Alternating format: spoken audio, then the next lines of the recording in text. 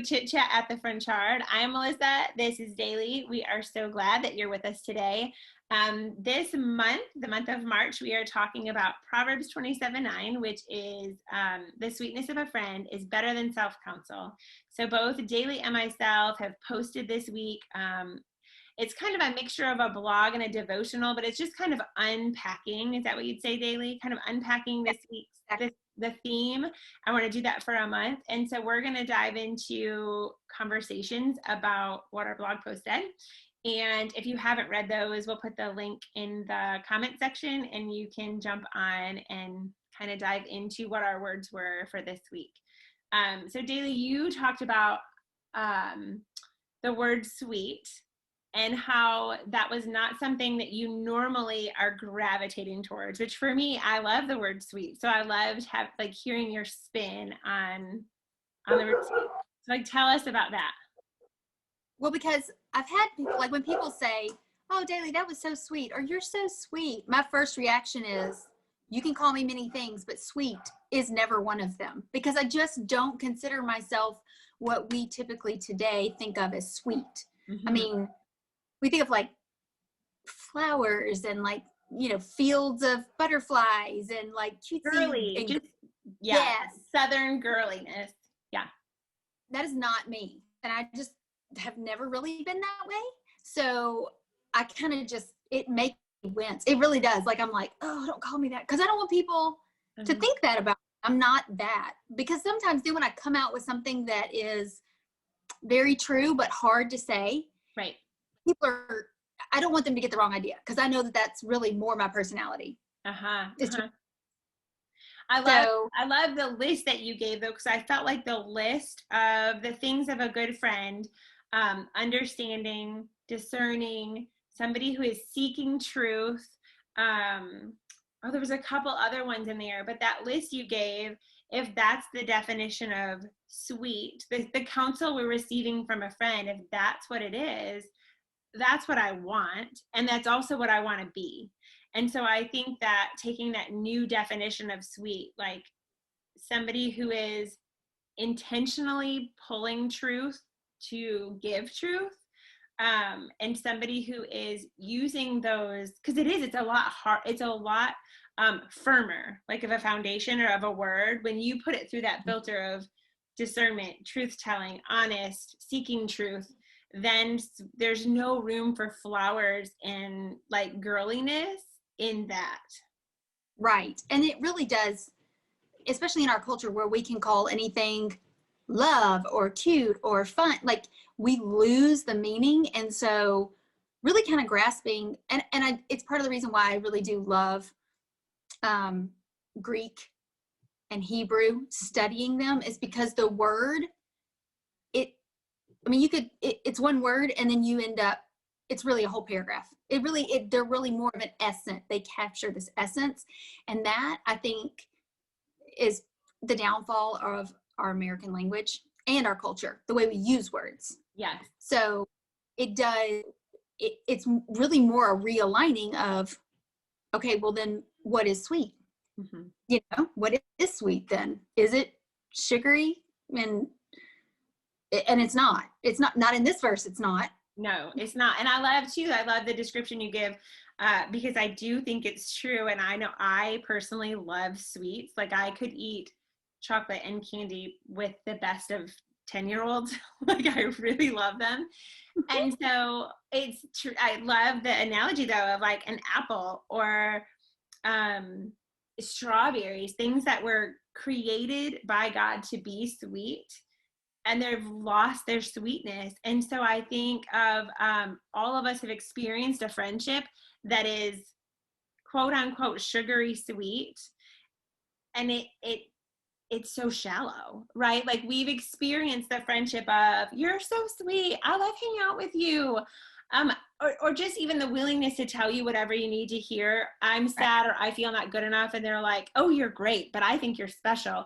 And it's so surfacey. And so I think going to what God intended this sweetness to be in a friendship, it just kind of opens it up to a whole new dynamic. Right. And it leaves us more satisfied. Yeah. You know, it creates this culture, this little space, like you referenced in your post, where you said, you know, when we open up in transparency in a safe space. And you think about that, like, is it safe if people are just being kind, or are they, you know, saying what they think we want to hear, or what would just maybe fluff us up? Really, it more appeals to our ego, which is the opposite of the way Christ would want us to live anyway. You know, if you're just feeding lies. And like today I was reading in Romans 12:9, like, love must be sincere. It must be sincere above all things. So which means you can't fake it. You can't fake love. Yeah. Right. It has to be true, sincere. And I think that's what's lost when we choose to just tell people what they want to hear. And that, by definition, negates a safe place. It is no longer safe if somebody is just telling you what you want to hear, because that's, I mean, it's lying. It's borderline a lie. I mean, they do it with like, I want to be kind, but it's not true.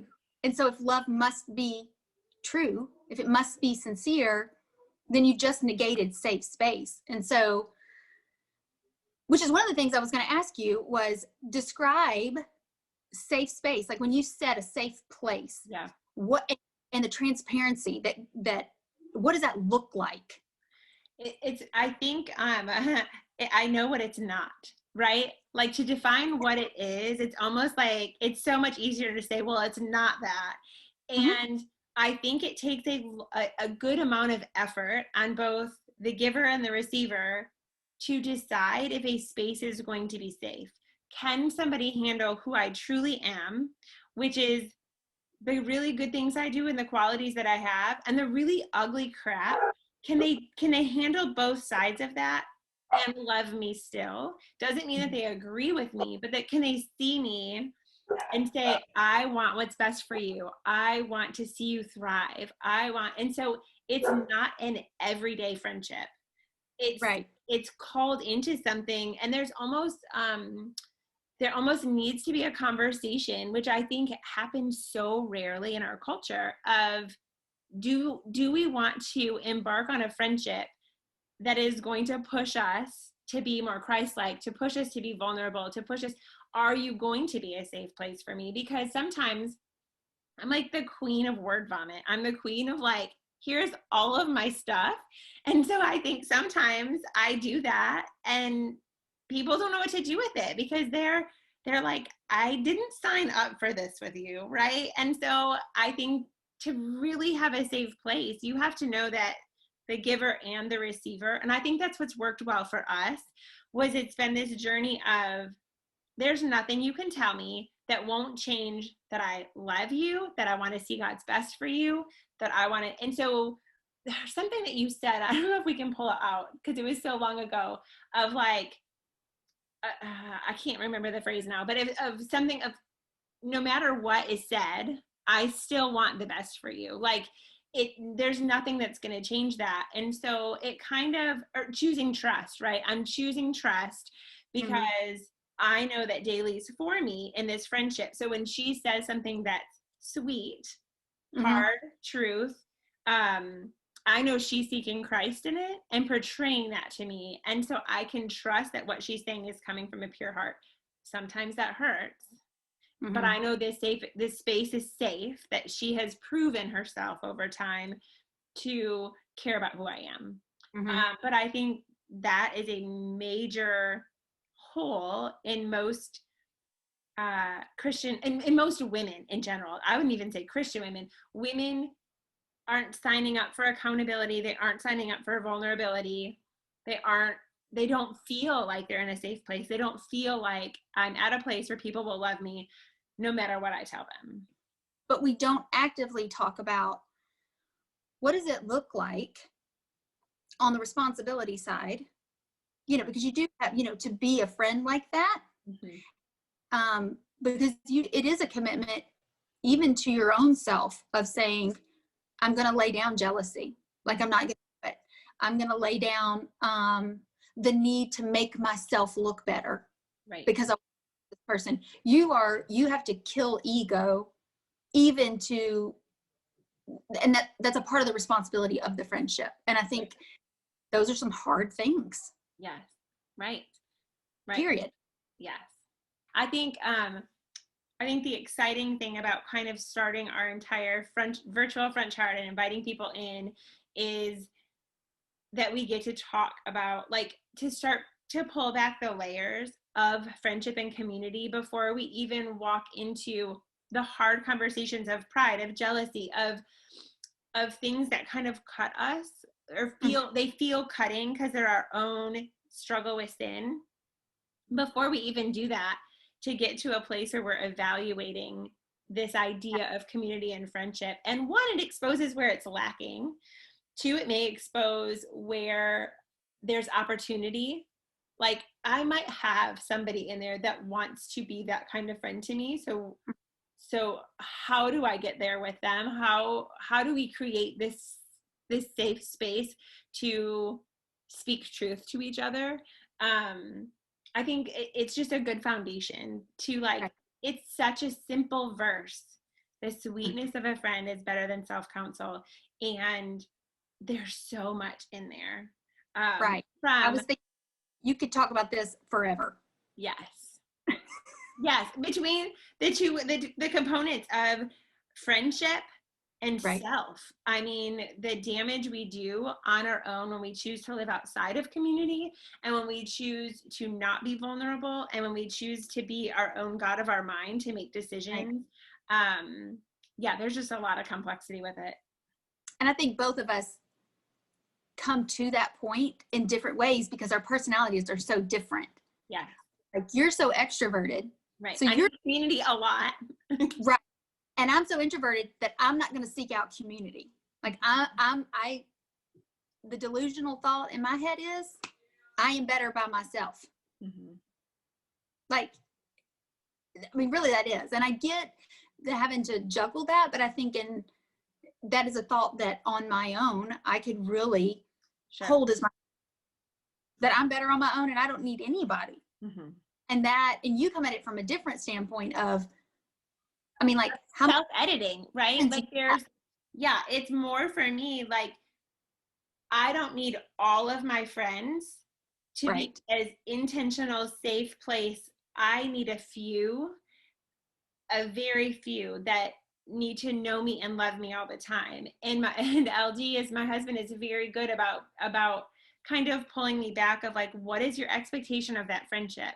Because sometimes my expectations of friendships are totally out of whack, because in my mind, I'm always wanting to function at this place where everybody knows all my stuff and they're all calling me out on truth. And then I'm always, like, frazzled as to why that's not working. And it's really not what God intended. He had 12. He had even a smaller core than that. He had 12 disciples, and then he had his little tiny group of the people that were so close to him. And so I think to model that, like, we just need a few people that know our heart and we trust enough to call us out when we're not in the alignment of what our spirit, what the Holy Spirit, what our nature, that they see that misalignment. We don't need 52 friends that know that depth. Right.